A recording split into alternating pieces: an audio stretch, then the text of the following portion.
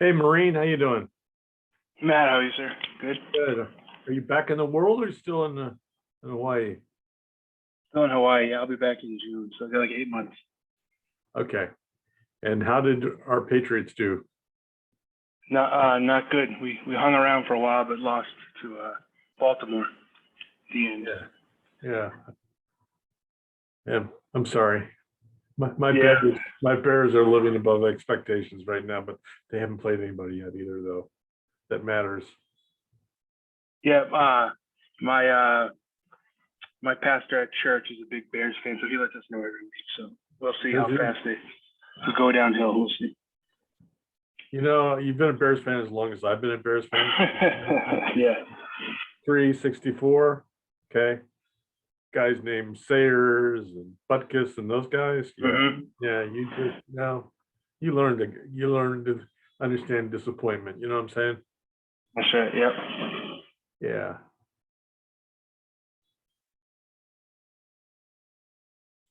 Hang on a second.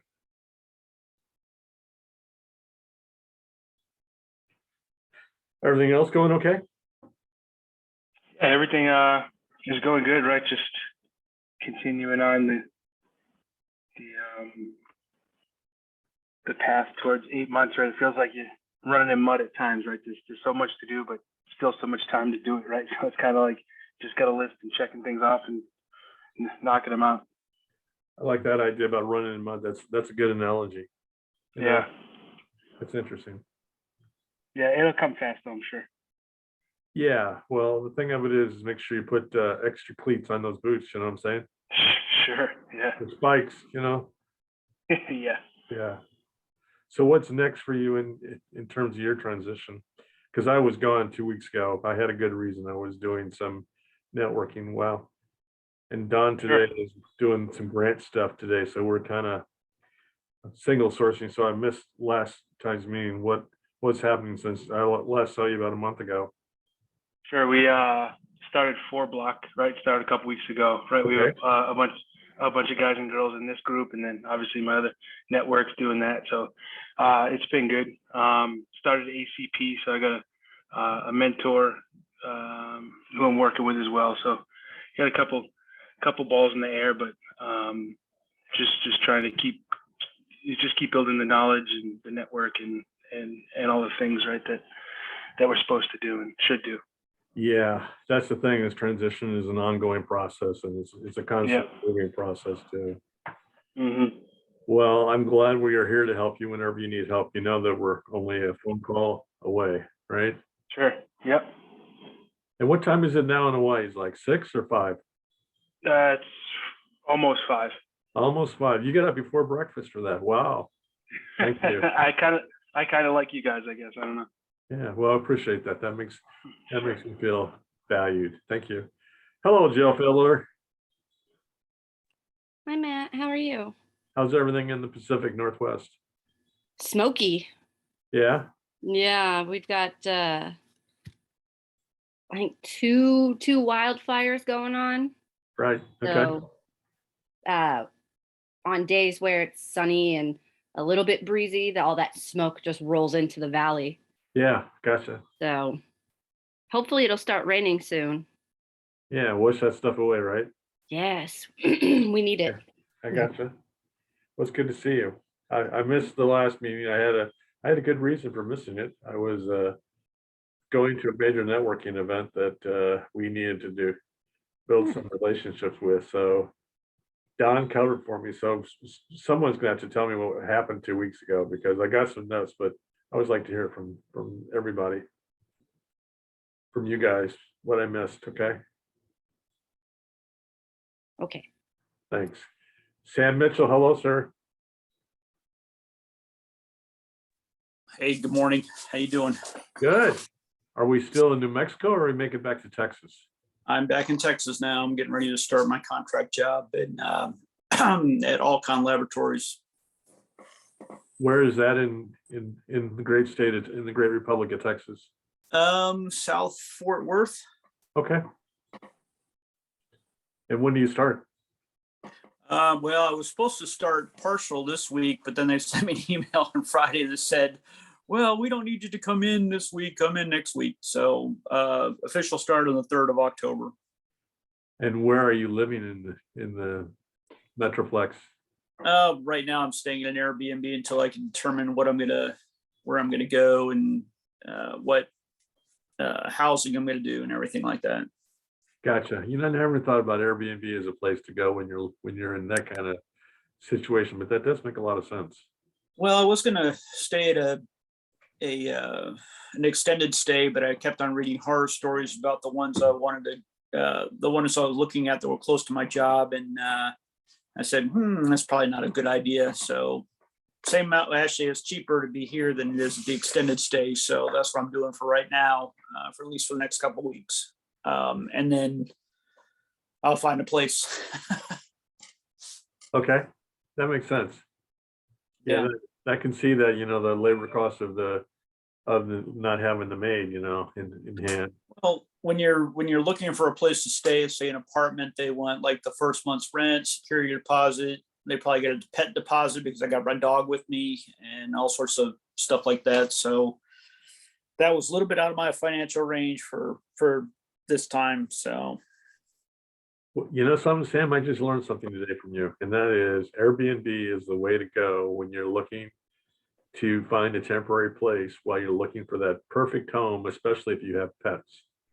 yeah, well, it was difficult because there's only a few Airbnbs that allow pets. And again, if you're like some places, some Airbnbs are kind of crappy, but this is really nice room and house, and has the internet, has everything that I require. And it was a surprise they didn't want me to start doing my half day schedule this week. So I'm just kind of like sitting here, putting in more resumes, because this is only a contract job. It's only for 6 months. And then either they're going to bring me on for full time, or I got to go find another job or whatever. So this entire 6 months I'm going to be doing my work, but also looking for the next job that I've got to do. So Gotcha. They pay good Okay. money, but it's not permanent, and they don't do anything like, you don't get health. Well, not that I get health or anything like that from them anyway, because most corporates are way too expensive compared to TRICARE. So Yeah, gotcha. That's good to know. yeah, Hello there, Brent and Irma. Good. Hello, Irma. How are you this fine morning? Well, Doing great, thanks. I have to tell you that you have me, myself, and I as your facilitator because Don is at a meeting for grant writing for the Texas Veterans Commission.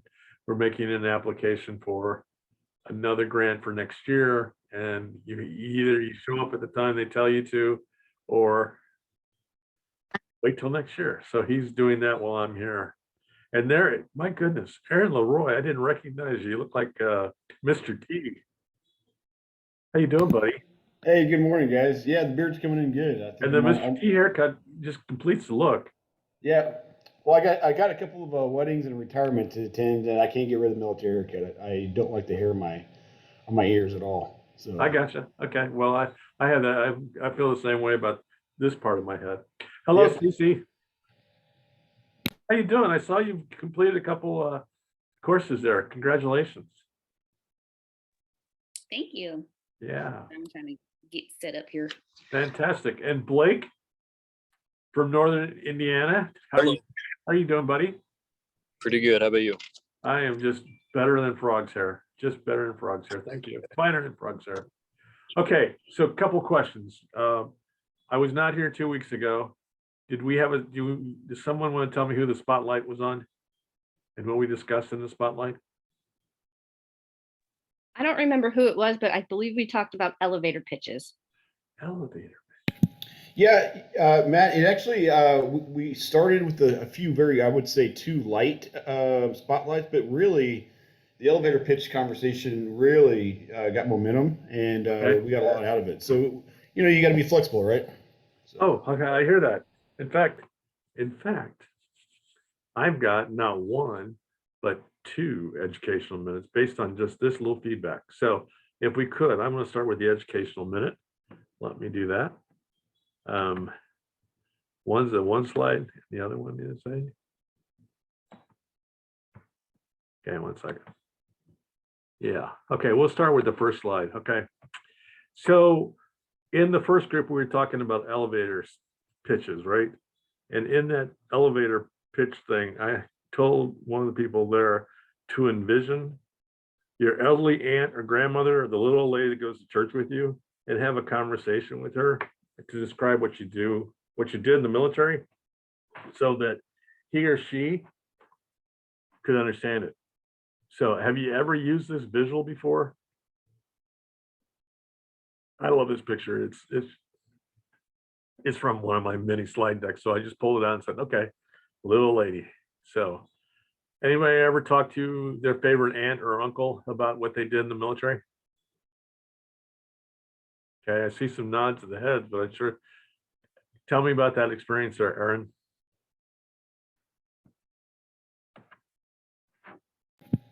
Yeah, sure.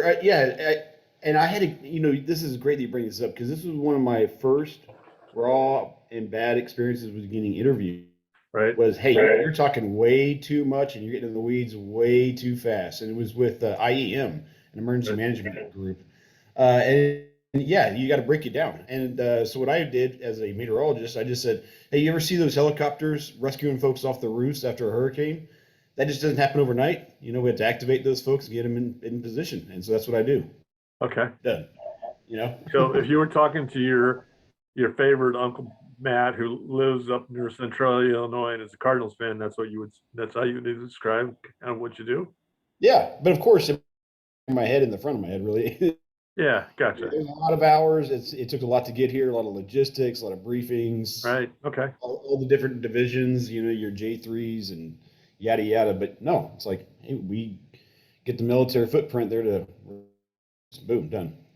Irma, have you ever talked to someone, an elderly aunt or uncle or cousin or someone from your church about what you did in the military? Yeah, but mine's is kind of easy because medical is universal, both on civilian and military side. So it's not really as difficult to understand. Okay. How about you, Jill? Ever talk to someone? One of your I have. I actually talked to one of my uncles. He was in the Air Force and he was a radar technician. right? And so we had a lot to talk about because I also worked on radar when I was working on the P3s. So Gotcha. it Okay. was pretty easy. How about you, Brian? Sure, yeah. So being in HR, it makes it easy. Most people have dealt with HR before, but I think if you think a little deeper, having to dig into kind of the programs, if you were special ops, intel community, right? You're doing more things than just HR and some of the stuff you can't talk about, but some of the things that you get out of it, right? Some of the leadership roles and different places and positions you were put in, kind of you can elaborate on that more, but you don't want to go too deep, right? If it's your elderly aunt or grandmother.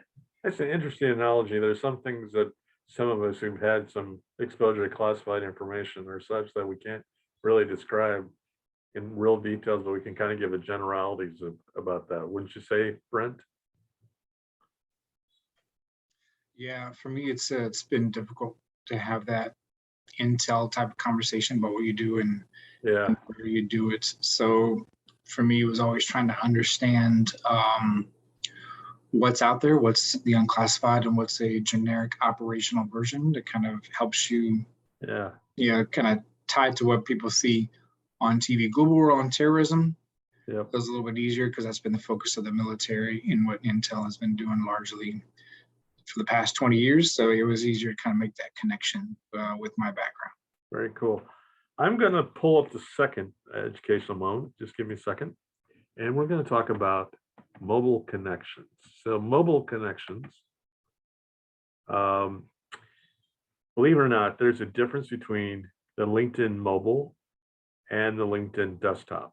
So today we're just going to talk about how to connect on mobile.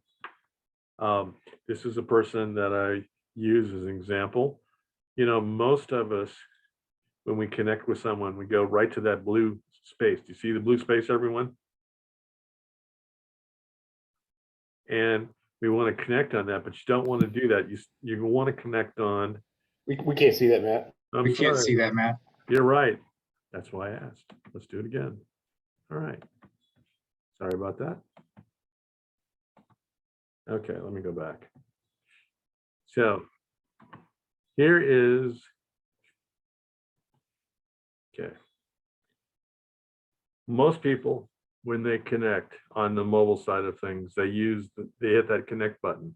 But what happens is they ignore those three dots. You see the three dots there, right about the 6 o'clock position here, it's highlighted. Okay.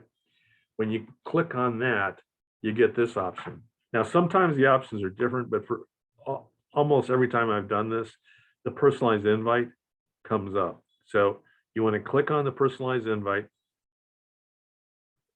You want to send, then it says, do you want to send a message? Include a message, Janica, optional, right? And you say, of course.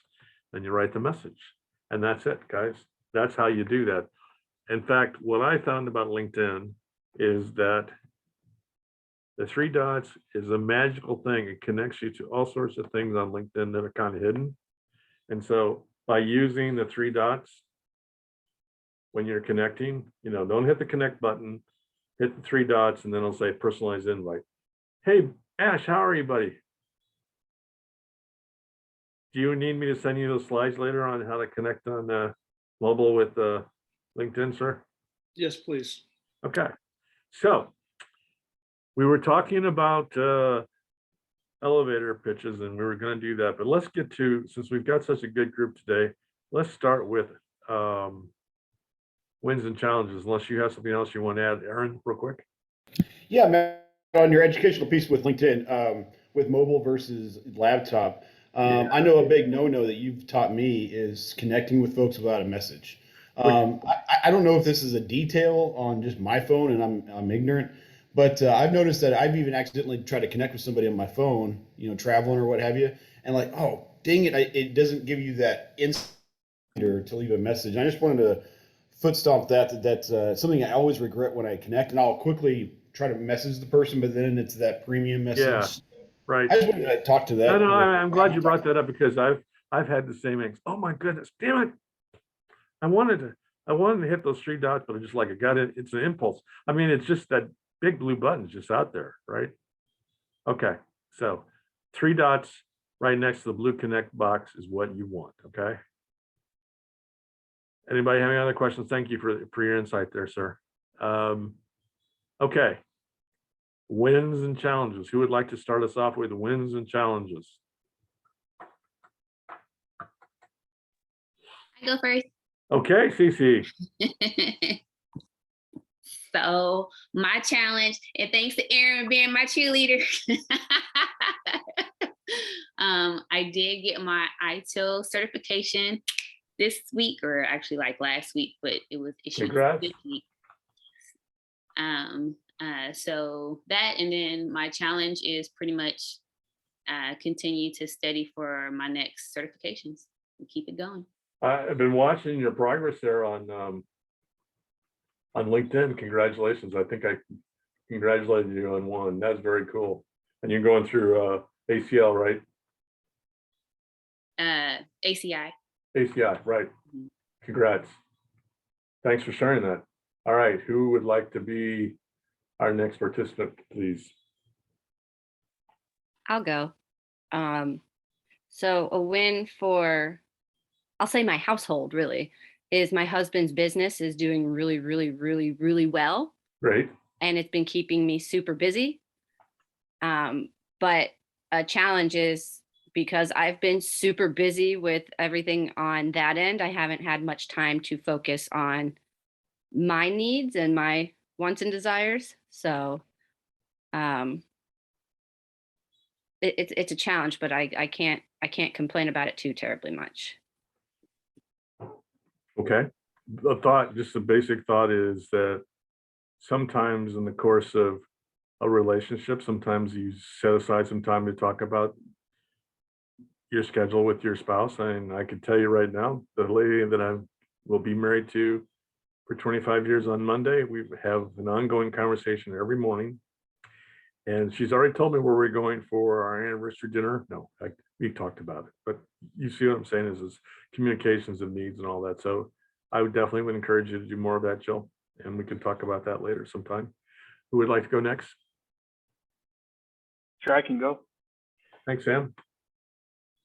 So I kind of have a win and losses journey, right? So I got to send my master type resume to Hire Heroes USA to kind of format and get it set up. It was great, great service, free. Send them your last 10 years of evals. They kind of put it together. I think I had it pretty good. They kind of did some formatting, so I thought it was good. So I sent it to my 4-block coach, and he ripped it apart, which was great, right? So he gave me all these things I got to do, right? So there's my loss.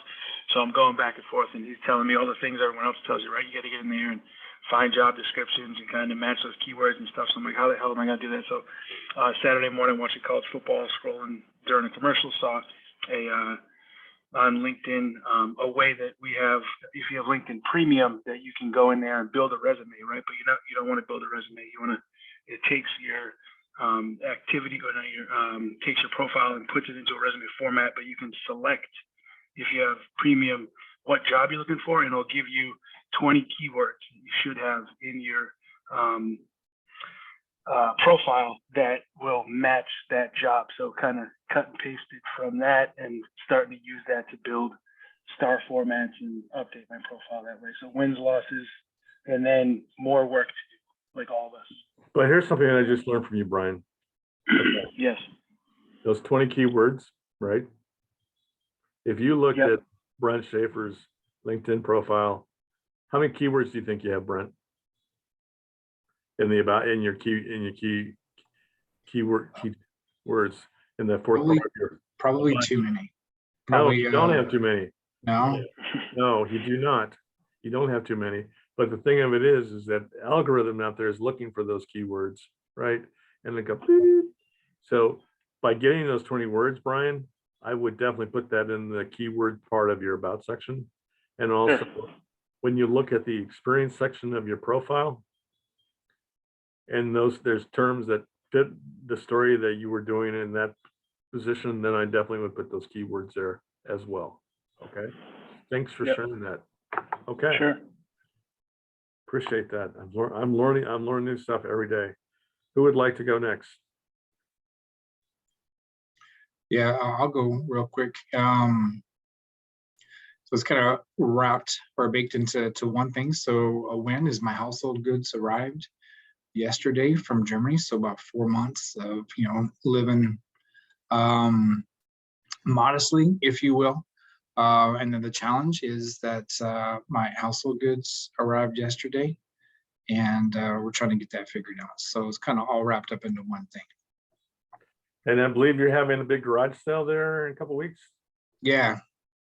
In a couple of weeks. I'm not trying to get you guys, to come by and look at my stuff. But yes, there's a community sale in my area in the next couple of weeks. So that's our timeline. We're kind of driving towards the 8th of October to make sure that we go through the things and have them presentable and ready to downsize a little bit more.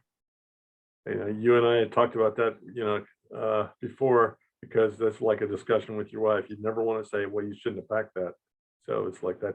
It's that ongoing conversation with the spouse on what you should and shouldn't do. So. Yep. No, I just bite my tongue and put the stuff to the side where it needs to go, wherever I'm told. Of course. Okay. Who would like to go next?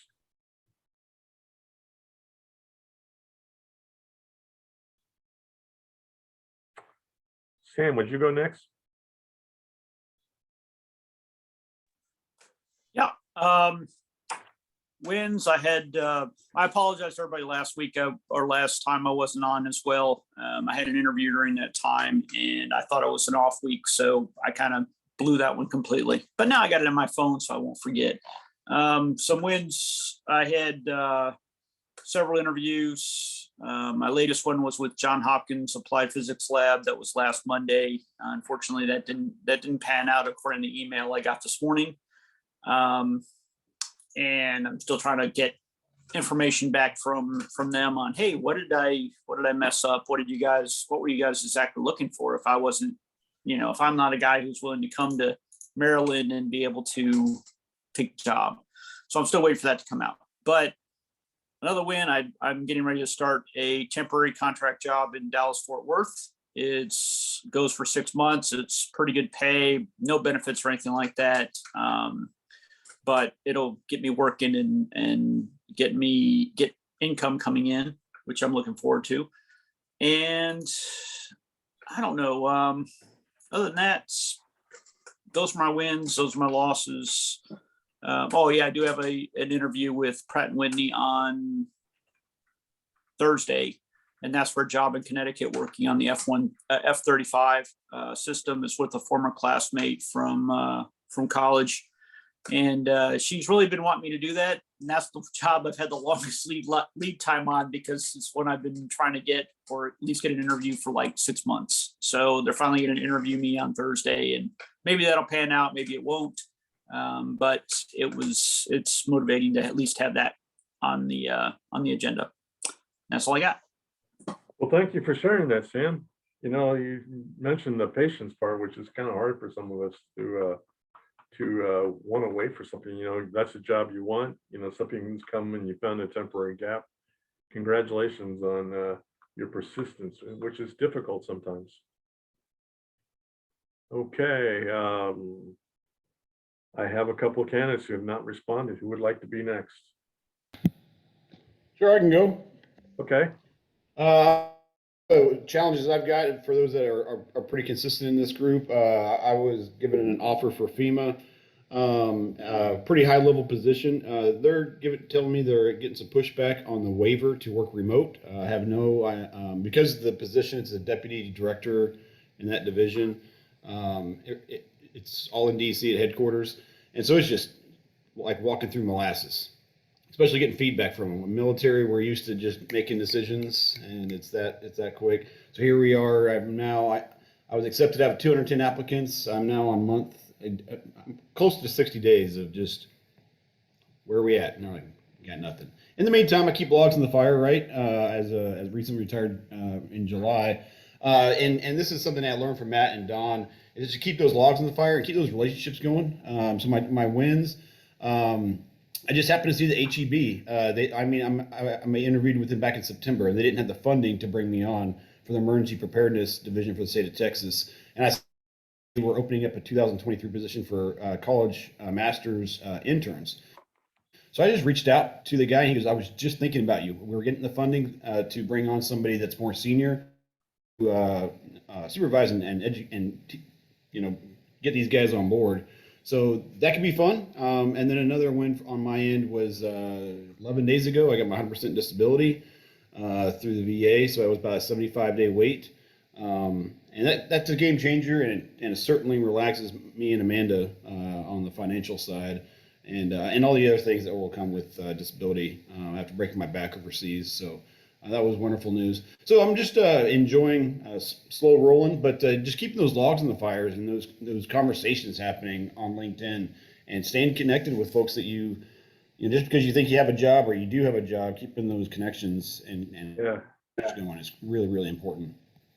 While I wait out my challenge, with FEMA. Yeah, that sounds like a challenge, but you're not the first person to say that about moving to another branch of the government, or moving away from a military experience where you're used to that high tempo thing. So yeah, that's hard and that's difficult. Thanks for sharing that. I believe I have Irma, Ash, and Blake left. Who would like to go next? I'll go. I really don't have much. It's been Groundhog Day for the last 2 weeks, so I did have my house painted, so that was a win. But other than that, I'm still plugging away with the Catalyst program and taking the course from SMU. That's keeping me busy most of the days of the week, and I'm still on the job search, hoping to cherry pick the perfect role. But that's pretty much both kind of wrapped into one. I hear you there, Ash. Thanks for sharing. And here I'm going to just segue into the Catalyst. Here is Blake from Miles, also one of our participants. How you doing, Blake? Doing good, Matt. How about you? I'm good. Wins and challenges, buddy. So wins. My wife has been last week. She got sick and was basically sick for a whole week and out of work. So I was taking care of her and the kids and the house all at the same time, and it was that was a struggle. But now she's better now, so I can get back to other things without the added hurdles there. And I guess wins in work. We got our curriculum put together for the upcoming cohort at Indiana Wesleyan University. I got that put together, and it's we're moving along with it. So fantastic. Well, if I can help you in that area, I'm only a phone call away, sir. Thank you, Matt. Thank you. Irma, you are last, ma'am. Wins and challenges. Irma, let me ask you a question. You were here 2 weeks ago, right? No. Oh. This is my first time. Oh, this is your first time. Oh, yes. So Irma, let's do this. Please introduce yourself to the group, and then let's talk about possible wins and challenges you've faced since last we spoke. I apologize. Okay. Hello, everyone. I'm Irma. I retired last year from the military. Just been trying to figure it out. I've known what I've always had to do and what I was supposed to do. I'm now figuring out what I really would like to do, finishing out my career. Since I've gotten out things I've had challenges with, I would say is consistency and structure. Also with technology, I'm not very techie at all. But as far as a win for this week, I finally figured out something I may enjoy, which mixes things that I like to do, which is helping people and travel. And so I applied for a position with American Airlines. What are you gonna do for American Airlines, Irma? Flight attendant. The perks is my family gets to fly when I travel, when I have downtime. I can somewhat make my own schedule. It's just a mandated amount of hours you have to do, from what I understand. Right. So, and I get to help people on their travels. Yeah. Yeah, that's great. If that's what you want to do, more power to you. Have you talked to anybody is a flight attendant for one of the airlines? I have not. I've only spoken to friends of friends. I have, So, believe it or not, we have somebody who was in the 7 o'clock group that I will introduce you to. He works with Delta, and he's got such seniority that he's flying the overseas routes all the time. So I will introduce you to. And Irma, I just wrote a message in the chat. With the best man at my wedding, he is a flight attendant. He's been in there about 2 years as American Airlines flight attendant. So he wanted to join the Air Force, broke his ankle. Long story, but he absolutely loves it. yeah, I was medical for the 20 years, and I'm just now trying to figure out if that's really what I want to do, if I want to venture out and try something new altogether. So, Awesome. I'd like to. I'll connect with you on LinkedIn today. okay, that sounds great. Thank you. You know, the thing about it, Irma, with all your medical experience, that's the real value to the airlines, because you know what to do in the event of an emergency. You know what I'm saying? Yes. It'll come easier for you. Okay. We've gone through the wins and challenges. We've talked about the educational moment. Is there somebody that has something they'd like to put the spotlight on at this time? Spotlight. Who would like to put a spotlight on an issue? Actually, I'll do the spotlight because I was Okay. talking All right, with Cece. Brent Thanks. about this. I'm still gonna be reaching out to you, Brent, but just like the getting out of your head to apply for the jobs. Like I feel like I'm getting like I don't know, I guess skillfully I'm getting better. Like I'm good to apply for jobs. It's just doing it and not worrying about the pros and cons of what happens afterwards. So help me out, y'all. Okay, so let me help Irma understand the process here. So what we do is we ask factual questions, Irma, and then we'll give advice, and I'm watching the clock. I got one of those classic TV counters here next to my computer. It's like, okay, and I've got to know when we'll cut that off to do the advice. But so I'll start. Okay, Cece, is this the first time you've had to apply for a job since you left the military? No. What kind of jobs did you apply for before? I applied for, this is when I was doing the accounting side. Right. So I applied for a whole bunch of accounting jobs, but nothing in IT yet. Okay. All right. That's a good factual question. I'm not giving her advice. I'm just asking a question like that. Who has another question to ask our friend Cece? Is it a thing where you start thinking about all the potential reasons you won't like the job, and then you're just like, I don't even want to start applying? No, I'm actually excited to join the IT world. It's just the skill set part of it, which I think is freaking me out. I'm sorry? The skill set. Oh, okay. Gotcha. Okay. Like specifically, they have a bunch of levels or like certifications or things that, you know, this is what we want and this is what we're looking for, and is that kind of what you mean? Yeah, so like I have my Security Plus certification already. I don't know anything, so I have like that, what y'all call it, the Imposter syndrome. Yeah. Got you, CC. Yeah, thank you. Gotcha.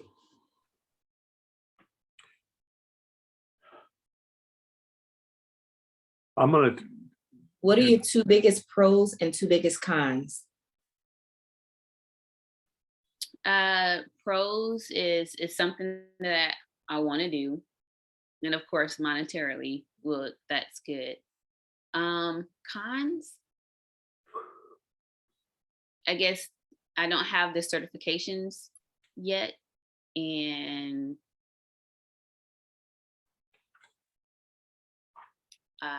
me, my mindset.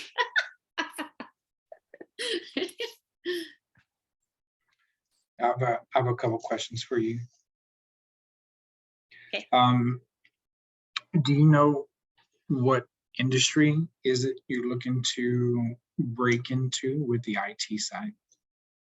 Yes. So I definitely want to get some coding in first, and then eventually go to cybersecurity.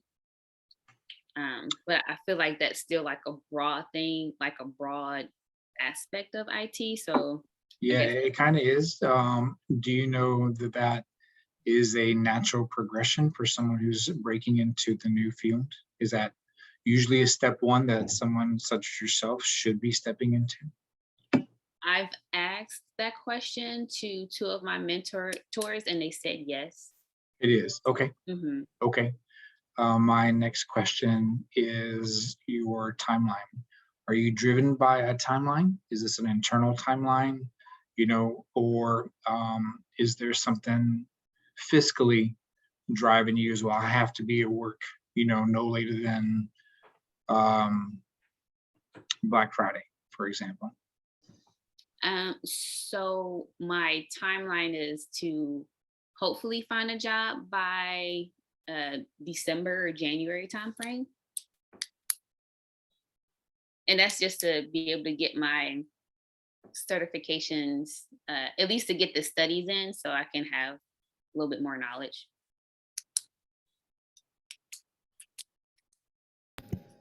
Hey, CC, it's Aaron. Hi. It looks like my microphone. Can you hear me okay? Yes. Yeah. Brent, great comments, by the way. Great questions. CC, when you first got with MTR, I remember we were talking about getting that mentor, especially when you landed here in San Antonio. What confidence are they preparing you enough? Because you said you need to get out of your head. Are they preparing you for this IT transition enough, or do you feel like you need to reach out to another mentor possibly, or support system like that within that field? So my mentors are all pretty new since I've kind of did this swap. So I was just the one mentor I have through ACP. We just met up 2 weeks ago, and she's just like, whenever you need questions or whatever, like she's there. And then the other one is actually through 4Block. So they're all kind of new.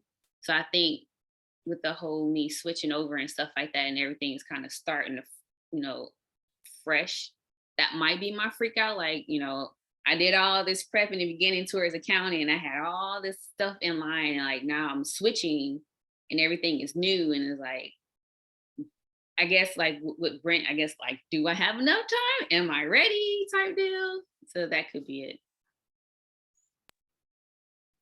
Would an internship type possibility be an option somewhere for you? Obviously, I don't know the financials, but maybe you could get in there for a month or two, see, does it work for you? Does it work for them? Right? Is it something you really, and then they could knock off that imposter syndrome, like you get in there and like, hey, this is something I can do, right? I guess. So I have been looking at internships and also just starting as a help desk specialist, which I don't mind doing because, again, this is, still somewhat new to me. But I guess every time I'll mention that to someone who has like an IT background, they're like, oh, well, you have your security plus and you have your military experience, and you shouldn't start there. I'm like, but I want to, because I really don't. And it's just like, I have like this fight, going back and forth. So I guess that's another thing that's stopping me too. Sam. So how confident are you in your computer stuff, doing computers? I'm very confident. Okay. I don't remember hearing what you said you did prior to wanting to go into IT. What was that? Oh, accounting. I have a degree in forensic accounting. Oh man, that rolls right into a couple IT things. So is your fear because it's a new thing that you're doing, or is it something that, that you really don't want to do it? I think it's just the fear because it's I'm in the beginning part of the switch. So Well, I think so my background was Signal Corps, so that's what I did. I think the idea of going and working help desk is a good idea because it gets you familiarization Okay, with. Sam, you're giving Hi. advice. Hang on to that. Hold that thought. Okay. That's good though. Sorry, I want to make sure that, in fact, you know what? Let's just segue into the advice giving. I apologize, Sam. Please accept my apologies. Go ahead with what you were going to say. I think that you have the confidence of being in the military, and so getting a new job, doing something that you haven't done before but seems interesting is a good thing. I think the advice from the guys that have been in IT for a while is probably a little bit. It doesn't take into account the fact that you're brand new. So whenever I took a new job, I didn't like to not be around people. And my recommendation is you get right into the weeds when you start working help, because you will learn those things. And then you also determine, hey, what do I really want to do in IT? So there's a couple questions about what you really want to do. You don't know enough to know what you really want to do. Right. Yeah. I have experience to know that your background in forensics works really well into cybersecurity. Okay. But you don't know enough on the technical side. And I think that working help desk will give you the exposure that you need. And you're already in the military. Everybody here has been in the military. So we already have confidence to do new things or do things that we've never done before. So don't let that be discouraging to you. But I think that you have a good idea and a good plan. You already got your Security Plus. I mean, the next things you're going to get are like Network Plus and anything else like that. But you just build and build and build. Security Plus is a good baseline. And then as you move around or as you learn more, you're going to get more of those certifications. You'll do your ITIL and things like that. But starting help is a good idea until you know what you want to do, which can drive you into what your training is that you want to do to be able to get better. And cyber, if you want to go cybersecurity, you got to start out somewhere in the help. And as we all know, we all start at level 1, wherever we're at, whatever we're doing, and we get experience to go up. So that's what I believe. Thanks, Sam. Got a question to ask Sam, because it was interesting. How does forensic and cyber relate to each other? So part of what you did in the military, or as a SIGO in the military, before they started adding all these new blocks, is if you had a security violation, say somebody decided that they were going to put a secret drive onto an unclassified network, or secret files on the unclassified network, or heaven forbid somebody put stuff or take stuff off a TS network and put it onto an unclassified network, you had to go and look at log files, look at who accessed, who used what credentials to get in, when those things were done. And that is it's forensic work, because you're basically doing bookkeeping to figure out what is the origin of where this file originated from. And that's like kind of the base, that's like the most common example of how you would use forensics to be able to determine those kind of things. And if you like accounting and forensic accounting, I'll tell you, there's a lot to do when you're trying to determine where things went, where they came from, and who was doing them. And I always found it to be fascinating. I didn't quite have all the background, but I knew all the parts and pieces, and I had network engineers that did those kind of things. But yeah, it's very intriguing, because you find out some very interesting things about your network. You find out about interesting things about people and what they're doing. So it's a good meshing between technology and what your systems are telling you and your brain on how to put all those things together. Good answer my question. Do we have some more factual questions? If not, let's continue with the advice giving. Who has some more advice to give our friend CC? I'd like to follow up if we're moving in the advice section, Matt. Okay. I just love how this hour always goes. Brian, you started off by talking about internships, and then we mentioned mentors, and then we rolled into Sam, who now should be CC's third mentor, in my opinion. But my advice was going to be, and then Brian and Sam stole the spot. You know, I myself forget about not necessarily internships. Some of us are a little too old or mature for internships. but apprenticeships. And what Sam was talking about with the front desk, getting out of the molasses of learning what the needs are of IT, whatever that is. By the way, I'm afraid of IT like I am small children. But like things like and CC, you don't have to go through the TVC, the Texas Veteran Commission, or is it council? I brought it up. Texas Veterans Commission. They have a whole list of apprenticeships, and if anything, you don't have to follow through with it, but it gets your mind going. And just like I have ZipRecruiter and all these other things, I get the email updates from monster.com and all that, but it gets my mind thinking, you know what, I could do that, or I could start out doing that. And apprenticeships pay, and apprenticeships are, I mean, TVC, Texas Veterans Commission, they're all about getting you that trade and skill and that training on the job, just like we're used to. I'm prior enlisted, just like we're used to when you're an E3, E4, E5, and you're like, hey, I have no idea what I'm doing. I did go to tech school, but no idea what to do, and I might kill myself. So, but that IT is critical, right? And that's what Sam was talking about, that front desk stuff. You've got the skills, obviously. You've got the smarts for it, based on everything we've learned from you.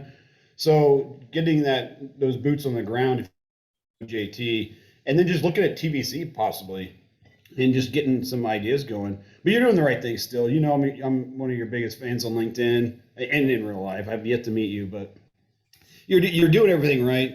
And there's nothing wrong with getting continual mentors. But I like what Brian said. He brought up internships. I would just elevate that to at the apprenticeship level stage right now.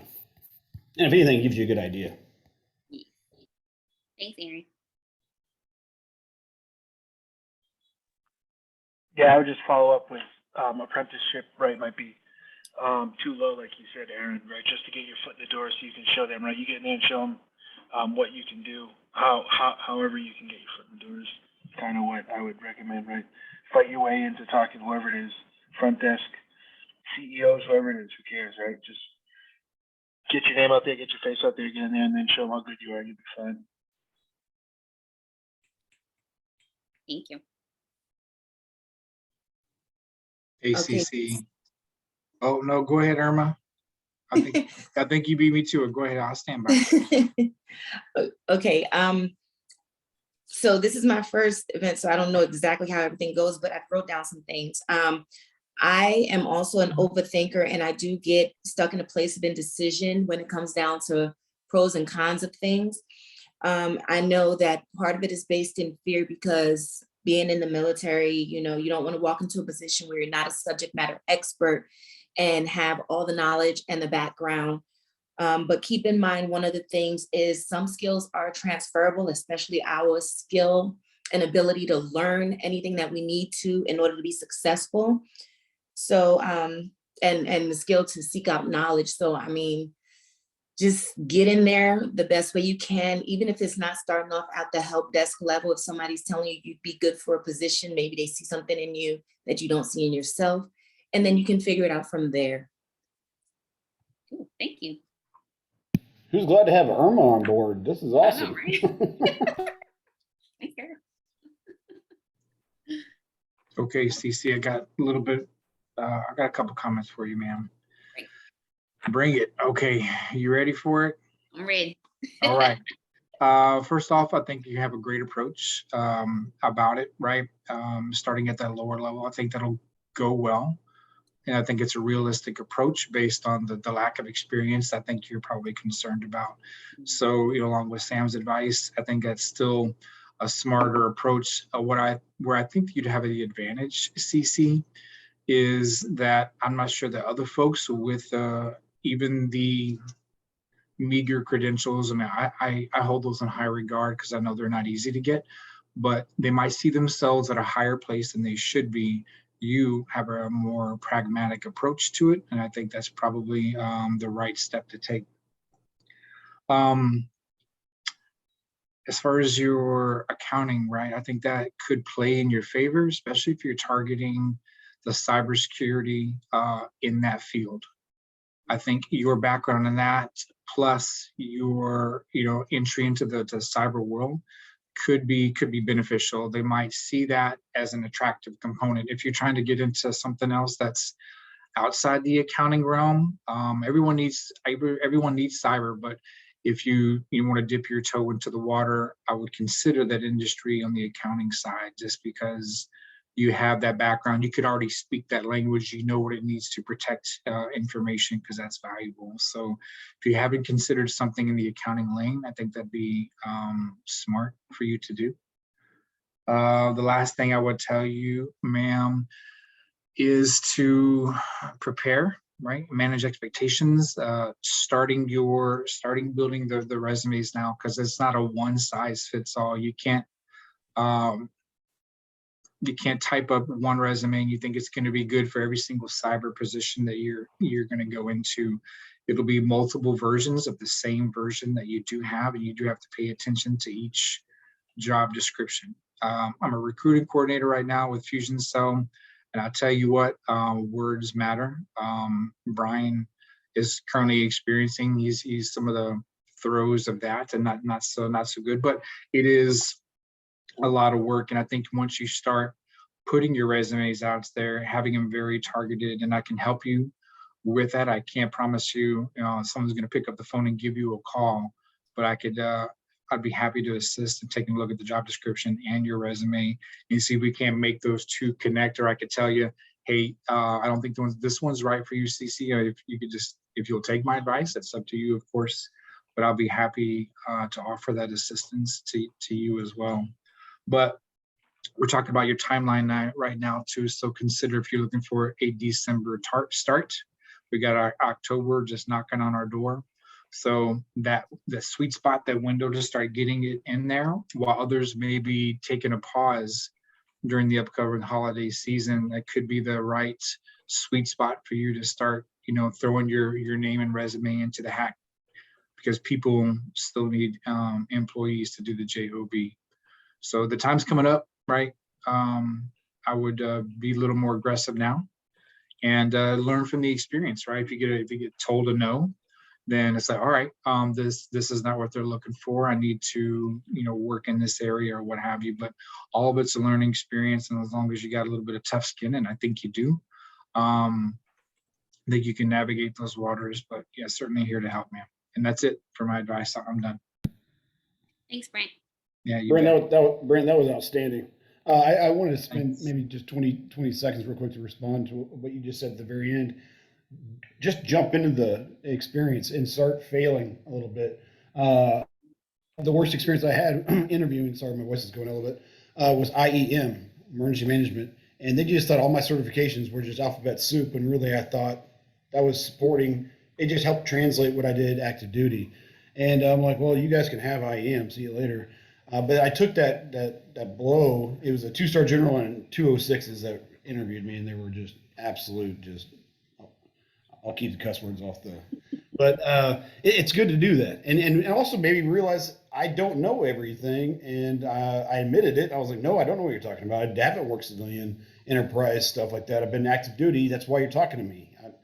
I'm retiring in one month. Yes, I've never done this on the civilian side. But I'd love to jump on board, because like Brent and Sam were saying, and even Brian, hey, we know how to change jobs and then become a SME, but we can't show up as a SME, as Irma was saying. But some folks that are out there forget that, and they're just looking for that, hey, I need to plug in the perfect candidate for this that already knows everything about us, even though they've never worked for us. So just go try and fail a couple of times. We got you. ACC, I've kind of a different approach. Trust your instinct. Trust your, you're obviously a confident person, and the fact that you made it through a career in the military meant that you've taken leaps of faith. You've tried new things. Lean on that experience. To get promoted, you had to be, you had to go after those positions, and then you had to learn them and then make them your own and hit home runs. So you've done it before. This is just a different, you're wearing a different uniform. That's all.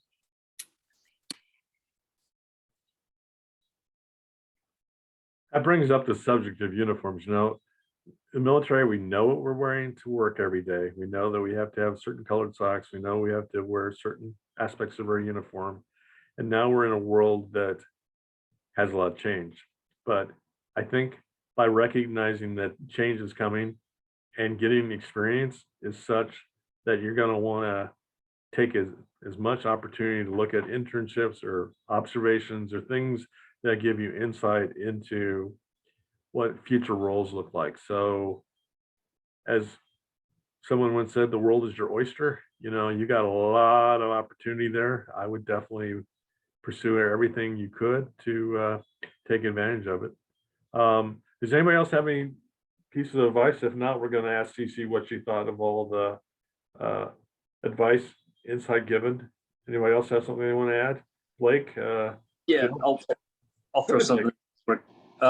Just take a look at, it's already been brought up about, you know, your background in the, you said digital forensics, but something that helped me is, you know, figuring out areas that I'm strong in and, you know, where they meet on like a Venn diagram, like the two areas that they combine, and then start seeking out, if possible, companies or industries that touch in that area, because then you bring a unique pairing of skill sets that would set you out above, you know, any peers or anybody you're competing against, but it'll also give you like an extra confidence boost that you're not in the wrong spot, or you're not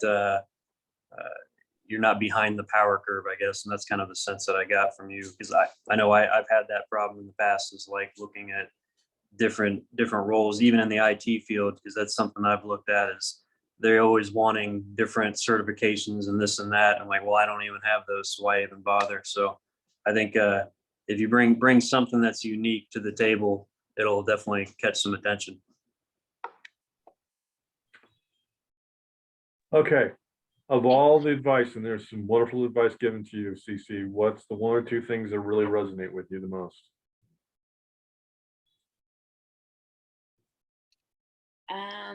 Yeah, I have a lot. Okay. Definitely Ash. I like that wearing a different uniform, because I think that's going to help me, I guess, kind of get out of like the military, what I used to be, and into like what I am now, which is a civilian looking for an IT position. So when you said that, it just triggered something in me. I was like, oh, I got it. I like that. Definitely understand, like, even if I don't know, I'm going to know, because I did it in the military. When I didn't know, I found the answer, and then, or I, you know, look for someone to assist me to get the answer, and then I'm able to do it. So I can do that on the civilian side.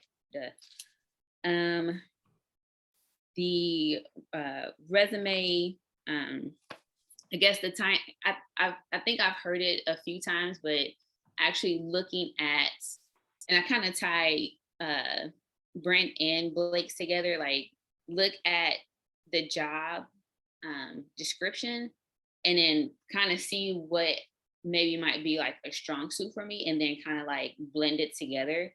Because I'm pretty sure you don't have to have everything that's on the job resume to be on, or on the job description to be on your resume. And I think that was another thing too, where it's like my resume has to perfectly match. Like, no, you can take maybe some strong suits or something like that and kind of blend it together. And I think that might help me too as well.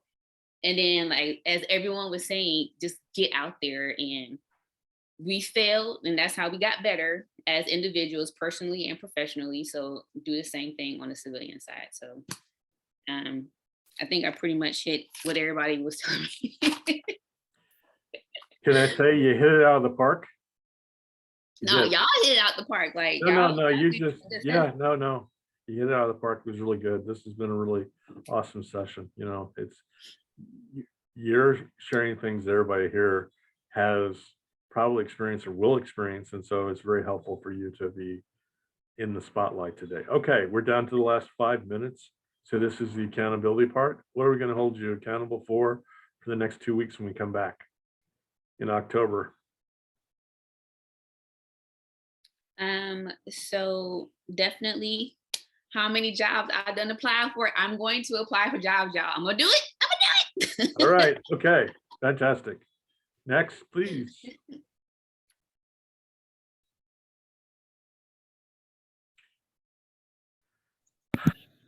I'll go real quick. Tomorrow, Arizona State offers free PMP credits.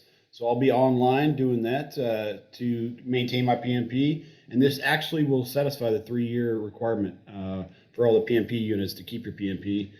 And second, first of all, Matt, go Cards before I forget.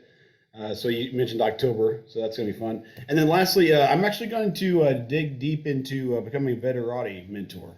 This MTR thing has been going for me for now 14 months, and I want to expand helping out veterans. So I'm going to look into. So before you go today, I want to talk to you about something else with us. So please hang on after everybody's left. I need to visit with you for a sec, okay?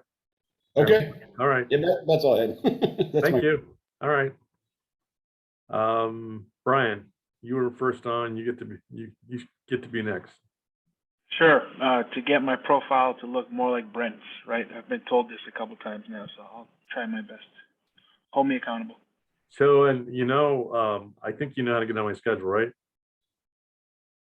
I'm going to send you. Yes. Okay, let's get together. Look at Brent's keywords in his about section. It is like the gold standard. Whenever I'm showing someone, this is what you could do. It's not, so I'm sure there are a lot of people that have taken some stuff from Brent and said, yeah, that's pretty good. I could do that. Okay. Yeah, he has that halo around, so you can tell how good it is. Gold standard around there. Gold star. He's got the big gold star on there, the match your gold star. Okay, Sam.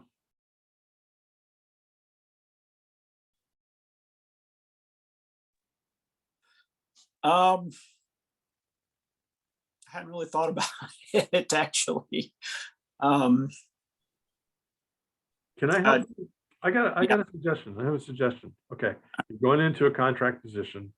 My suggestion to you is be looking for opportunities within that company or with others that work in similar industries as you come in contact, so that you can look at life after that 6 months.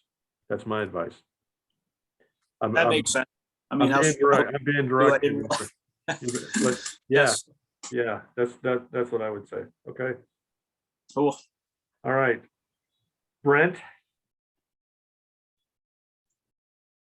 As far as the accountability piece, things come up to attend these sessions, and I'm trying to do my best to keep them at bay so I don't miss. I missed 2 weeks ago. Sure. And I was out a couple of days, trying to get the household goods, everything in order.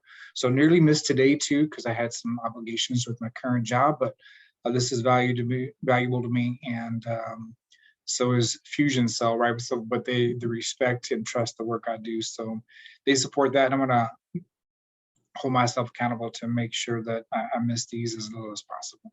Okay, buddy. Thank you. Mm-hmm. Irma. Hold me accountable for getting my LinkedIn profile up to par, and I guess the resume, to get my resume done. Okay, we can do that. Jill. I'm going to keep chugging on with the scouring of USA jobs, but I'm also doing some due diligence on researching a different avenue that I may be interested in taking in the future. So yeah, that's what I'm doing. So before I get to my friend Ash, what is the name of your kitten or kitty? This is Ollie. Hi, Ollie. So Ollie, what are you going to hold Ash accountable for the next 2 weeks? He's going to make sure that I stay the course during my the next 2 weeks of Groundhog Day. Okay. All right. What does that mean? So attending the night classes, keeping up with the coursework and the casework and projects. Okay. Fantastic. And Blake, last but certainly not least. My diligence in keeping up with all the tasks and keeping track and getting ahead of tasks instead of being behind them. I know that feeling, my friend. I do. It's, yeah, sometimes you just gotta say, well, that's the best I could do. It'll be there tomorrow. Okay. I'm getting too good at saying that. That's probably the problem. All right, gotcha. Well, guys, one thing I want to say, if you're in San Antonio, there is a Bets in the Park. I'm going to show you the link to that real quick. Give me a second. If you're in San Antonio, I will be at this event. I'm not sure if Don's going to join us. We're still working his logistics. Bets in the Park, 1 to 5. If you're a veteran here in the Bexar County area, please come. If you know people in the Bexar County area that could benefit from this is a good organization. This is a good cause. 1 to 5. It's on my. If you need more information, ping me. But it's a great event. So with that, guys, we finished up with an hour and 1 minute to spare. Thank you so much. Hope to see you all in 2 weeks, and have a wonderful day. Irma, it was nice to meet you. It was a pleasure meeting everybody. Thanks, everyone. Welcome, Irma. Have a good day, everybody. Thank you.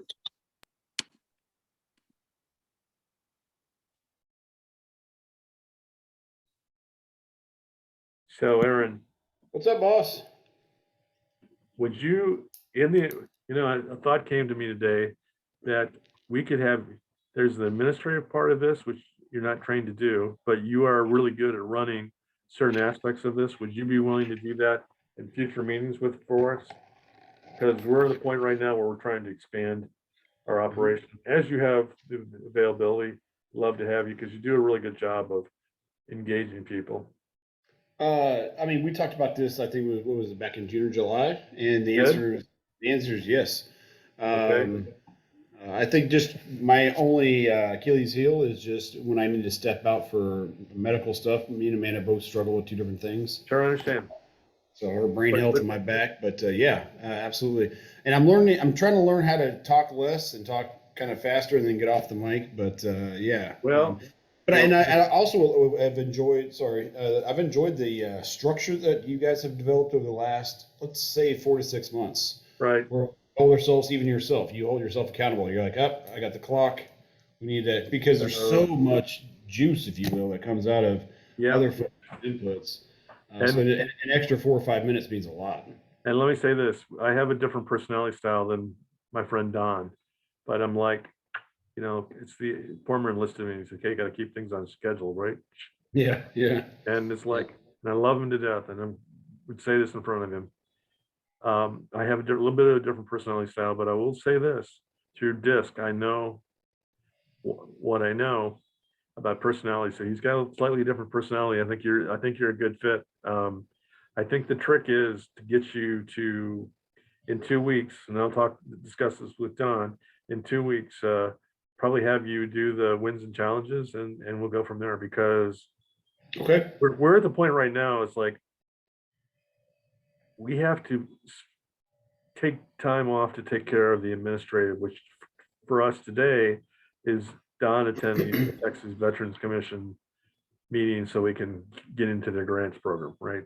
That millions of dollars, right? It's like, Okay, that's very interesting you brought that up. I don't know how much time you have, but I got time. I got a few minutes. So my DO, prior enlisted, 29-year lieutenant colonel, I can't physically help, but I live in Forest Ridge off 3009. It's a gated community. Right. He used to have my job here at Army North, back when Army South was just a 3-man job and a captain. He was a captain back then, 2008, 9, 10. Anyways, long story short, 2 blocks down, him and his wife bought their first house. He's now been at Fort Hood, and he's retiring at Fort Hood. He is doing skill bridge with TBC, and they're offering him a deputy director position, and he's going to take it. Okay. Yeah. And I'm like, so that's how I pretty much did my skill bridge with Stephen Porter. Granted, that turned into right. With Eddie now it turned into that civilian ready. But I'm like, and I remember telling Bernard, I was like, when I first started transitioning, I was like, I feel like I'm cheating on which group I am with. He's like, no, you've got this so wrong. We're all here to help out. Yeah. We all have the same kind of mission set. We just go about it differently. Well, He's about to get hired on by TVC. His final out is December 31st. So I'm just networking, talking with you. So this guy gets me. Like he and I are like this. I'm gonna say this honestly. If you don't attend their course, which is what Don's doing now, and you don't follow their format, you won't get any money. And we're at the point right now, we're in our third year. We're coming up on our third year. Right? I'm excited for you guys. This is yeah. You and I aren't Facebook friends, but how I drop MTR on Facebook, you'd be like, well, you can find me on Facebook. I'm easy to find. I just don't want to. Sometimes I post Facebook, political stuff, so I don't want to frustrate. That's okay. Folks. I use Facebook to. I stay off the political side of things, right? I'm just like. No, I don't get heavy with it. I'm just saying. No, I don't get heavy with it either. But my point of it is that you can connect with me on Facebook, and you can mention my name. And people want to reach out to me. I do check my Facebook, not as often as I do my LinkedIn profile, but yeah, I do. I think the thing of it is that I'm hearing that you're kind of you got the job you want, but you're not real happy with the way things are going. Am I right with that? Oh yeah, and I don't think it's going to work out. The way that her name's Donna, so she's an interim director now. The director just left. For your region or for that division. It's not a region; it's a division. Okay. So I'm aware there's 10. I'm very smart on FEMA because I've had to work for them since. You worked with them when you were at Army North or Army South? Yeah, absolutely. Yeah. Army North. Army North. Yeah. Right, because I just talked. Do you know a guy by the name of Joe Iglesias? Your former first sergeant. That doesn't ring a bell. No, I reported only to the chief of staff in her office. Right, like I said, he was. I've gotten to know Joe. He was over at Army North, so he told me all about the FEMA thing because he's dealing with all those, all those military reps for all the regions. So it's like So Donna has a weird leadership style. She's a little bit. She comes off. You said you got a couple minutes. I do. I got a couple minutes. I'll let you know. I gotta get off at about. But she comes off as like a lot of folks in weather nerdy and kind of introvert. She'll not talk to me for 15, 20 days, and then when she wants to talk to me, she'll talk to me for 2 hours. And I've one of those. Okay. Yeah. So personality acknowledges that, but. She is now the interim director of it's environmental historic preservation, and it sounds boring as hell, but it's not, in my opinion. It's if a crisis happens, is able to do two things. One, deploy FEMA cadre out to assess the situation. The second is to turn to Congress and open up the funds so we can get that money and grants and proposals and all that done, so it's there immediately for those usually piss poor communities like say Louisiana. Anyways, so the director who interviewed me and finally offered me, I went through 4 boards, and then it was a one-on-one with the director. Right. And she goes, "You're a perfect fit. It's done. You're going to be it." The only thing pending was this waiver to work remote because it's not a GS-14, it's an IC-14, which they do on the emergency side. I had to educate myself about that. IC-14 is a contractor, so I'll be a 2-year contractor, but the underlining rule is, we'll never let you go unless you do like something UCMJ level. We'll just keep doing it. Meaning like you misappropriate about $500,000 to your personal, that kind of stuff. Yeah. But yeah, sure. You have to get yourself fired. But the point is, it's IC and GS are the same pay grade. It's just it's not a federal resume. Here's a normal resume. So. But the thing is, because it's a 14, and she pushed it that I would be a step 6. I have 2 things going on: compensation approval for step 6, and then the waiver to work remote with 1 week a month in DC. So you have to go up to DC once a month? Yeah. And live out of a hotel or something for 4 days? Yeah. Okay. That's why this is. I use the word molasses. It's like struggling through a swamp right now. It's just waiting for both of those compensation requests and then the waiver to work remote. Because the pushback she's getting, she offered this to me. She goes, "Yeah, we're going to hire you, and then we'll get the waiver." And then she was told, "No, we're going to get the waiver first, and then hire him." So the waiver has to go through several different higher heads, if you will. And they wanted me on for hurricane season. And now we're like, well, maybe you'll be here for next hurricane season. I'm like, well, I'm either not going to, now that I have 100% disability and no kids, I'm like, well, either I'm not going to work or I'll see y'all next year. We'll have this conversation again. Well, there's other things besides hurricane season, as you well know. Absolutely. You got wildfires, you got, So going back, so that was my tangent. Going back to what you were saying, what course are you talking about that you'd like me to entertain, or that you need me to go through? What I'm looking at is, so like, this happened because we've been talking to you don't know Michael Brownfield, but he's like, yeah, I do. Okay, but I haven't met him. Yeah, but so he ran because of technical issues. Okay, Don was camping. Okay, and I was like, my computer decided it was going to take a long pause. Man, I've been scared about this one. I'm about to buy me a second. So Michael took over because he's been through the thing so many times. It's like, what we see is, okay, you would like run the wins and challenges, or you'd like do the spotlight, here's, I always ask for volunteers for spotlight, but sometimes they're like, no, I can't do it. Well, But know what you do though, and I keep my mic muted. You identify who should be in the spotlight. Oh, right? Trust me, I already know. If somebody doesn't come forth and say, I like what you said about this, right? Right, so, exactly. Yeah, and so like in the last, like flags go up. You're like, okay, we've got something here. And then sometimes you have smaller groups because you have more time. What we did was we did one person's thing, but then we also addressed another person's, because that was the one I spotted, like interview questions and that kind of stuff. And it's like, oh, okay. I mean, the format is like, it really kind of runs itself, but the thing of it is you got to let people listen. And what I do differently than Don is I try to make everybody participate. Have you noticed that? Yeah, absolutely. Yeah. I mean, that's big, so you don't want to just walk in like, okay. And that's when you asked me, you first got on this morning, you said, who's in the spotlight? And actually Don let 2 weeks ago go because he realized everyone really wanted to talk about. Well, and there's not like a written rule that we do that, because it's like, okay, every meeting is different. It's just it's a format thing. So if we're going to it's a living organism. Yeah, it is. It's like, okay, I try to keep it within an hour. I try to do the accountability. I try to do the wins and challenges. I try to do the educational moment. The spotlight doesn't always have to be on one thing. It could be an assortment of things. So I believe you're ready for this. Okay.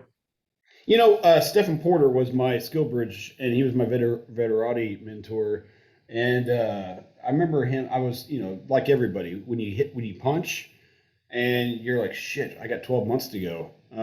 What do I do? Like, I was always like, you meet veterans, you're like, how did you find out that person, and how are you talking to that person?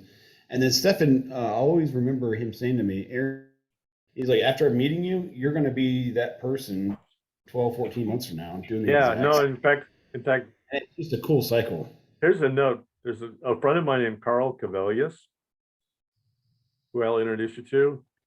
Carl was a special projects guy for HEB. He's now working for Papa John. He came up with some innovations during the last snowstorm, how home deliveries and all that. So I mean, he's one of these crazy mad scientist guys. A great guy, right? You need to know Carl. I mean, that's the thing. That's what. Okay. Yeah, Carl Cavelius. I'll make an introduction to you on him. Okay. Now I'm going to make one little pitch. In the event that you ever need crisis public relations experience on a case by case basis, I've been on national news. I know how to handle myself. I know how to tell people how to appear on national news. Okay. I've got those chops, right? Right before I retired in 1997, I did a big FEMA exercise, right? With, mass casualties and all that. That was when we had lots of media, and they came out at 6 o'clock to watch people dressed up as, half dead people and that kind of stuff. But I know how to do that. I'm really good at using the media to tell FEMA stories. So if you come across something like that on a case by case basis, I would be interested. I love working in public relations. I miss it sometimes. I don't do much with it, but Sure. I'm good at it. You know what I'm saying?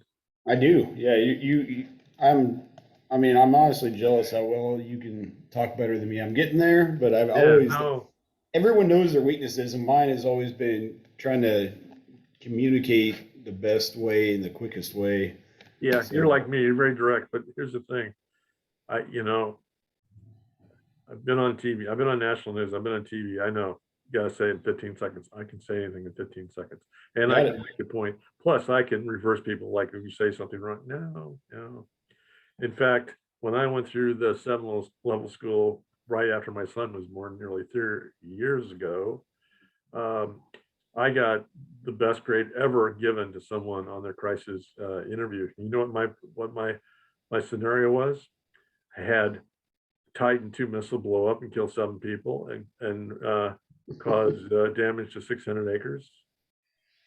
What did I do different than everybody else? First of all, I talked about the guy that saved the lives of all the other people that weren't killed by the explosion. And then whenever they asked me a question, and believe me, my classmates were pissed at me because I was the last one there and they wanted to ask me really tough questions. I would just reverse the question. So, Aaron, I'm trying to understand your question. Are you trying to say, Titan II missiles are unsafe? Or, like get off the, what's your real question? Okay, I can answer that. Or no, I can't answer that, but I'll get back to you. When's your deadline? Yeah, I'm pretty good at that. They used to keep my videotape was given to as an example to people that failed that exercise. Okay, both officers and enlisted. It's like, this is how you do it, guys. Yep, that's me. Very cool. Yes, the only question I have is, do you guys have things you can send me that you guys have like summed up the timeline for each hour? I can not only that, but I also have some short little video clips showing you And then how to do that. and then I was going to ask for some video clips because you know what? Let me do this. Let me just send you just today.